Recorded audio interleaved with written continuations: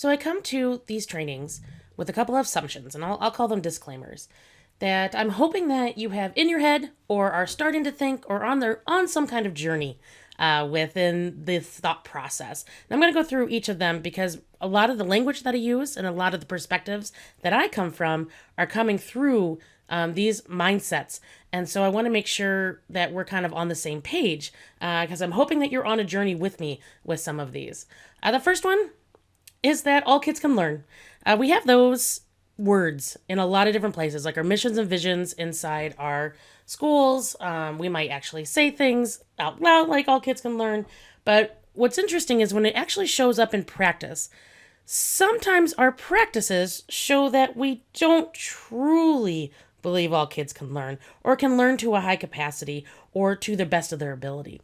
And so I put all kids can learn first because there isn't a barrier that I've seen in a child in which there isn't a possibility of learning, no matter how small a jump in learning might be to how big a jump in learning might be. But knowing that every human has the capability to move forward in some way, shape, or form. And when we think about that really, truly deeply at the school level, that can show up in our practices a lot of what we stop kids from doing or having access to because we think, oh, they don't need to know that, or they won't ever get to a point of having that at an expertise level. So it shows up in a lot of different ways, but I like to start with that one. The next one, that I see kids, that they're kids, they're human, they're not broken. Everybody shows up in the way they do for whatever reason and whatever path that they were on. That doesn't make them broken. But unfortunately, in the educational system, we've kind of like adapted the medical model where we can think that we can fix children, and we're not in the business of fixing. We're in the business of supporting and helping the kids be the best them they can be. And so my next assumption, or hopefully the journey of belief path that you're on with me, is that flipping of we're not fixing anyone.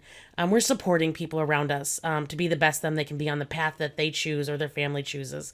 And so when we think about it that way, there are a lot of different language uses that we engage, and there's a lot of different thought processes that we have that will help us switch into more of a supportive role versus a I'm here to fix things role. The next one, and this is a big one, and everybody's on this journey, whether it isn't personally or in looking at students that you're working with. But the behavior is an output, and it's a showing of a skill deficit or a skill emerging or a skill mismatching, and that skills are in education what we're focusing on, not character, or they're just a punk, right? Or they're doing this on purpose. There's reasons behind that. It could be communicating, think something. It could be a complete mismatch of the context that we're going. There are so many reasons why an output is challenging to adults or a behavior is challenging to the adults around them. And when we flip the switch in our mind that it's a character-based thing, right? They're just manipulative. They're being, they're this close to being a sociopath, right? Like it's when we flip it and go, I wonder what skill sets this child is struggling with or is emerging here and isn't matching context. When we think about it those different ways, or how is that body communicating to us that it's not in a regulatory state? When we think about those type of things, it's much easier to take a next step, okay? So obviously we're all human. We all have feelings. We all have emotions. We all have our own thought processes. But when we're looking at behavior that is challenging to us, when we start looking at what could be the skill set that's underlying here, we have a path we can take. And so when we take that path, we have a much better way of accessing that child and meeting them where they're at. But also it brings down some of our frustration level because it can't, again, just fix kid because there's nothing to be fixed. The child shows up to us the way they show up, and we're going to move forward and how we can support them. The next one, inclusivity isn't a lens, it's a state of mind, right? When we think about human is human, and I am here to show up for humans, it's a lot different than how do I do this inclusion thing, okay? It's much more than the legal mandate. The reason why we have a legal mandate is because a lot of people don't show up just for those around us.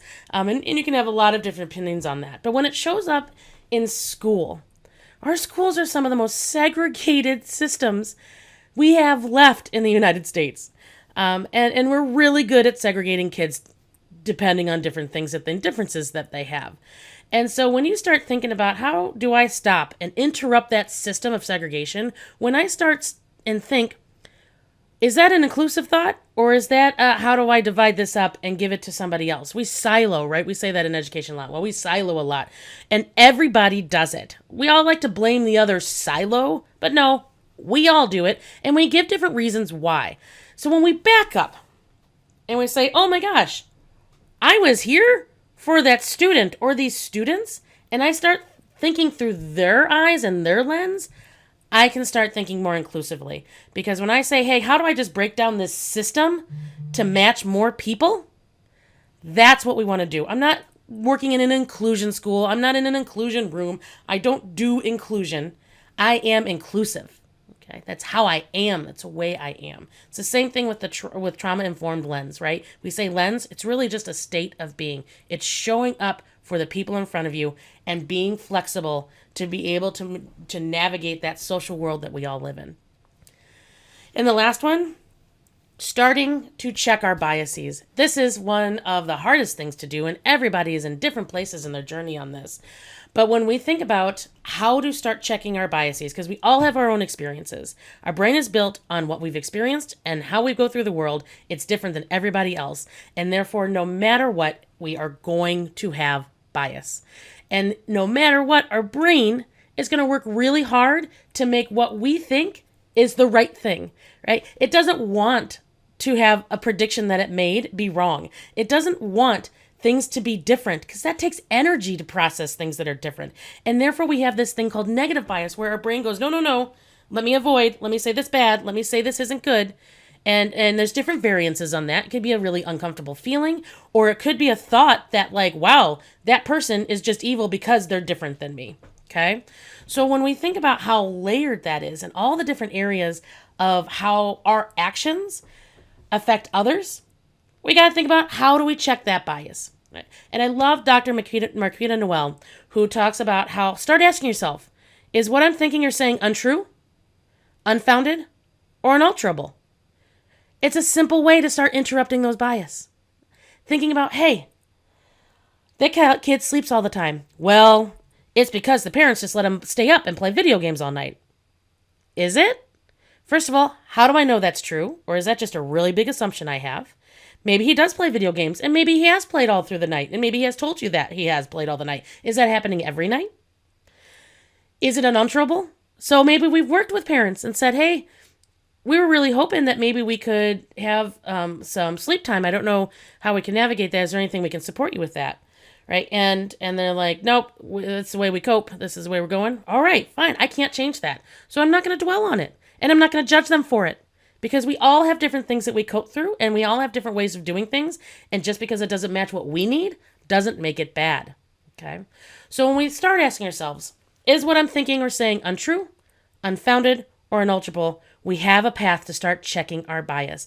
And in the state of Wisconsin, I'm going to tell you right now, in the year 2021, when this was recorded, we've got some big institutional problems in the way we marginalize children.